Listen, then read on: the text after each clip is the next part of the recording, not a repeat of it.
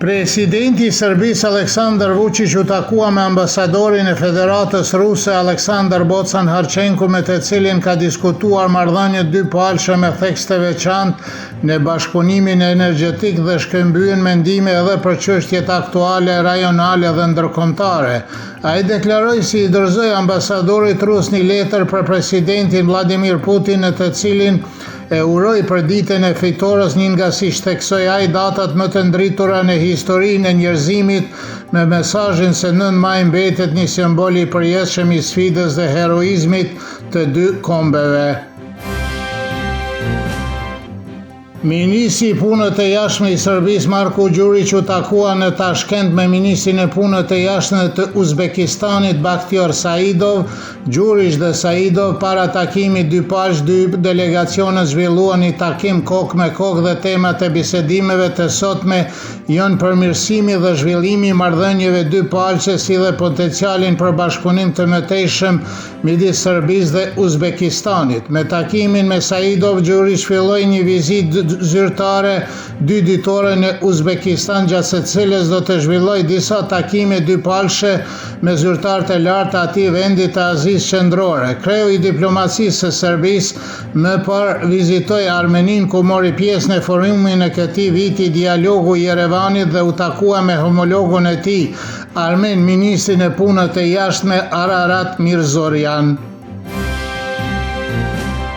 Çdo hap i ardhshëm në marrëdhëniet midis NATO-s dhe institucioneve në Kosovë kërkon konsenzusin e të gjithë anëtarëve të aleancës, njoftoi NATO-ja për Kosovë Online, duke komentuar rezolutën e fundit në Kongresin Amerikan mbi mbështetjen e integrimit të Kosovës në NATO.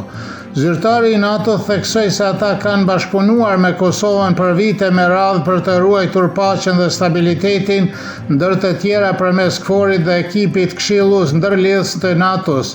Në një përgjigje me shkrim për portalin ton, Aleanca u bëri thirrje institucioneve në Kosovë që të tregojnë fleksibilitet dhe të arrijnë përparim në dialogun midis Beogradit dhe Prishtinës. Studiusi i studimeve të sigurisë Nikola Vojinović beson se propozimi i rezolutës së 2 kongresmenëve amerikanë që shprehin mbështetjen për integrimin e Kosovës në NATO ka forcën minimale dhe është praktikisht një shkronjë e vdekur, sepse Kongresi Amerikan nuk pyet se kush do të jetë antar i NATO-s dhe antarësimi i Kosovës në aleancë pengohet nga 4 vendet që nuk e njohin atë. Rezoluta e propozuar për mbështetjen e integrimit të Kosovës në NATO sinjalizon rëndësinë e integrimit të Ballkanit perëndimor, veçanërisht të Kosovës në kornizën transatlantike, por ato nuk kanë shumë peshë, thot Robert Benson, zëvendës drejtori i Qendrës për Progresin Amerikan në Washington. Analisti politik dhe ushtarak Fadil Kajtazi është i bindur se propozimi i rezolutës së kongresmenëve amerikan do të japë fryte, duke vënë në dukje se çdo qëllim i Shteteve të Bashkuara të Amerikës në lidhje me Ballkanin, duke filluar që nga viti 1989, rezultoi nga iniciativa e Kongresit të atij vendi. Iniciativa e kongresmenëve amerikanë zakonisht do të thotë që Departamenti i Shtetit dëshiron të arrijë një qëllim në politikën e jashtme, tha Kajtazi. Ambasadori i Britanisë së Madhe në Prishtinë, Jonathan Hergvins, njoftoi se ministri i mbrojtjes i vendit Lord Cocker ndodhet në Kosovë, ku u takua me komandantin e KFOR-it Oskan Ulutash dhe përfaqësuesit e strukturave ndërkombëtare të sigurisë. Hergvins deklaroi se në një postim në Facebook se Lord Cocker diskutoi situatën aktuale dhe rolin e forcave ndërkombëtare me përfaqësuesit e strukturave ndërkombëtare të sigurisë në Kosovë. Lord Cocker ka konfirmuar angazhimin e Mbretërisë së Bashkuar ndaj KFOR-it, theksoi Hergvins.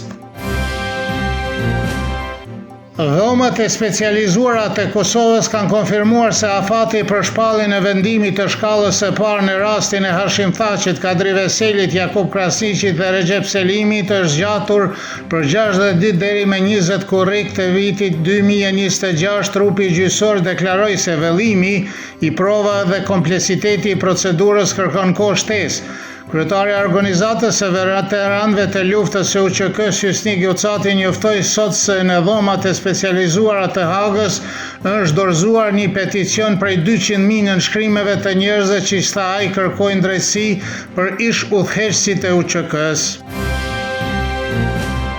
Moti nesër do të jetë me vranësira dhe më i freskët, por ende i ngrohtë her pas here me reshje shiu dhe bubullima. Më shumë në veri dhe perëndim të vendit do të fryerë lehtë deri mesatare nga jugperëndimi.